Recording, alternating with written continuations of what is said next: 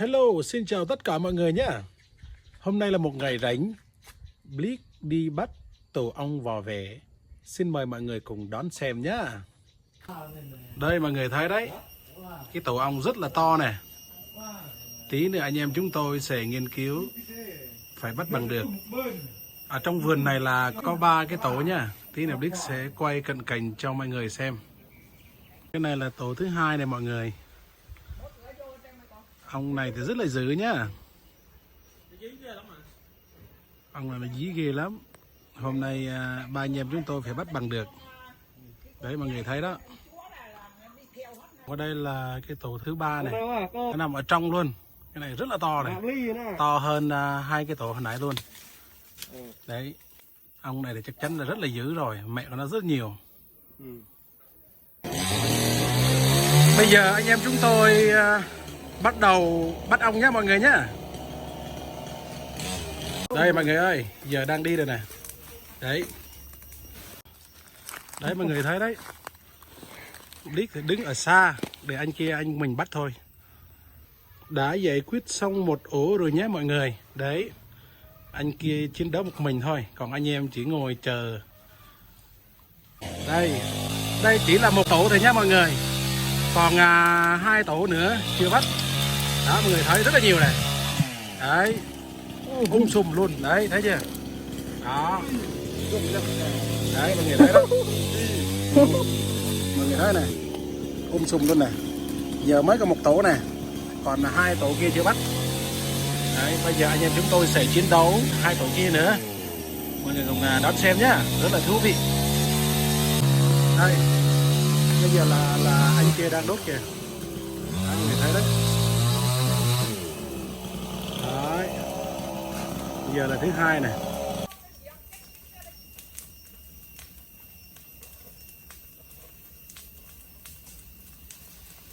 Đây mọi người thấy đó. Thì đang đốt tổ thứ 2. Đây là tổ thứ 2 nhé mọi người. Đấy mọi người thấy đấy. Con của nó trong tổ rất là nhiều nè. Đấy, anh em chúng tôi đã giải quyết được cả tổ thứ 2. Còn bây giờ chuẩn bị bắt tổ thứ 3 này nhá. Mọi người cùng đón xem nhá. Hôm nay một ngày rất là vui. Bây giờ tiếp tục bắt tổ thứ 3 nhé mọi người. Đây, cái tổ này thì thật sự rất là khó bắt. Anh em chúng tôi phải quay từ xa. Tại vì cái tổ này nó nằm trong bụi cây. Khó đi, khó bắt và rất là to này. Tổ này cuối cùng to nhất. Đó mọi người thấy đấy. Có một anh đang bắt.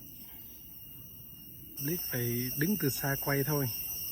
Chứ ong này đốt một phát thì thôi rồi.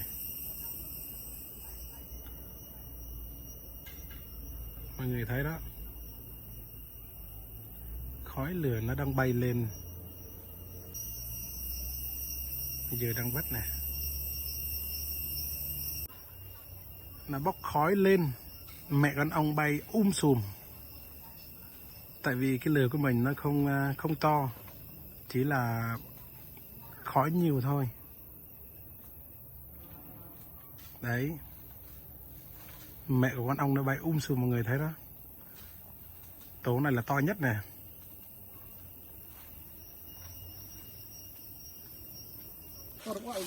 Đây nhé mọi người nhá. Cái đây mình thấy mà cũng bự chứ. Đây là tổ thứ 3 này. Đó mẹ nó còn nhiều trong đó đấy. Đấy đây. Giờ làm sao cho nó thấy á. Đấy mẹ ơi, đầy thấy chưa? Mọi người thấy chưa? Ấy đây, con. Đó. Lấy cái mùi ấy. Ui mẹ còn đầy trong này này. Cái này lại lấy cái mùi rồi con. Đừng có bóp nó. Cái tay giờ á. Cái tay nó có ấy bỏ vô đây cho đây. đẹp. Đây mẹ nó còn đầy này. Mày hả? Cái đây mình lấy cái mùi ấy nó cháy cái vuông kìa con, nó cháy cái vuông kìa. Không cháy đâu. Mưa phải cháy. Sơ lại sắp được. Khô mà không được nó khô mà. Mà la này, này. Đấy, đấy đó. Rất là to nhá. To khủng luôn này. Hình như cái đây to nhất hả con? Dạ, cái đây to nhất đấy. 2 cái hồi nãy là nhỏ hơn. Quá, mình sao thấy trong cái nhà chuồng chó nó sao nó to dữ. Đấy, cây trần á. cầm cái cây đi bà, cầm cái cây đi, không này, dây coi nè, dây coi nè. Con ấy đi. Rồi đập hết mẹ nó đi, đập hết để ngâm rượu. Bỏ chứ. Đó đó, còn nhiều đấy chứ, đập hết đấy, còn nhiều đấy. Không mình đem cái này mình thấy cho nó ấy là chơi giờ nó còn sống lắm con ơi, nó sống. Nó sống nó bay lung tung á. Không ra đâu. Chị lấy cái màu lửa đi. Chú cho nó bay lung tung chết. Cái bắt tích đi hả? Đây. Ô nó bay con nó bay. Sợ quá. Sao nãy con làm được mà sao bây giờ nó còn chạy vậy? Con bên nãy hết dầu rồi. Con đang đi mua xăng kìa. À. Còn con. Ê, pra chơi thì à? Đấy. Đấy, mẹ nó còn nhiều lắm nha. Chú đã chết rồi làm sao? Hả? Đốt nó đi chết. Đó nó bay ra nó cắn. Thấy đi cho nó cắn vào. Thích gì này gì? Ai thích gì nè? Mình đã lúc ăn lại là Đồ lúa thì. bay lên kìa. Đây. Một ngày rất vui. Thành ra rất là mỹ mãn. Mỹ mãn. Pra aja. Cái nhạn này, tí pra nhạn này, pra. Đập chết hết nó đi. Để bắt đi. Đủ. Đầy luôn, mẹ đã đầy luôn mọi người ơi. Đấy, mẹ nó này. Đầy luôn này. Người đó không? Đó mẹ. Ui, chưa chết này. Đầy luôn này.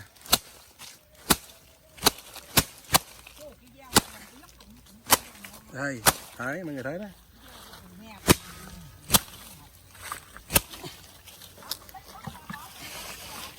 Vui như ha, chất này có tay hả? Chất này. Đó mọi người thấy đó. Mẹ đầy luôn. Tay chân nó bay ra đốt nha.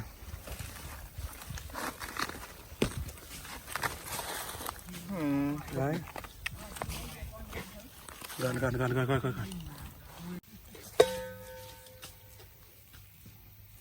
nhà có mẹ cho đây không mẹ?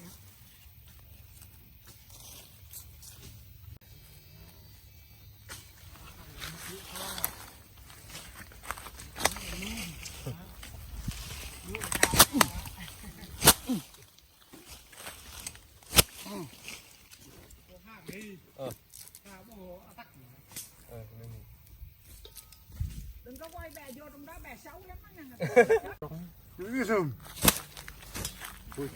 Như con đôi chị. Nhưng ngon có hơn nữa nè. Ngon có. Dạ. Đây nhé mọi người. Đấy, rất là to này. Đây hai anh em đang bóc ra để lấy tách Ngâm ra, rượu. tách ra mẹ nó để ngâm rượu. Còn con nó thì tí rồi về nhà mình làm món nướng lỗ ô.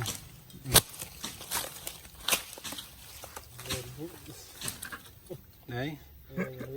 Hai anh em làm đi. Bóc ra nhanh.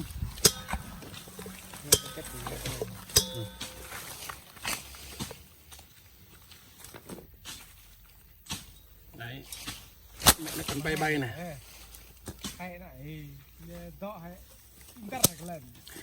Cái này là anh em chúng tôi đốt lửa nhưng mà đốt sơ sơ thôi nhé mọi người. Có nghĩa là mình đốt là làm sao mình lấy cái củi mà không phải là củi khô mà nó gần khô thôi để cho nó bốc khói rất là nhiều. Mình đuổi con mẹ nó ra xong rồi mình lấy cái tổ của nó như thế này đấy, mọi người thấy như thế này đó. Đây rất là to này, cả khổng luôn á.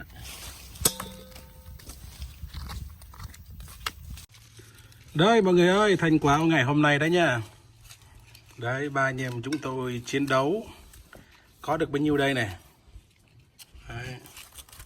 Thế này chắc là ăn phải ớn luôn á. Đấy mọi người thấy đó.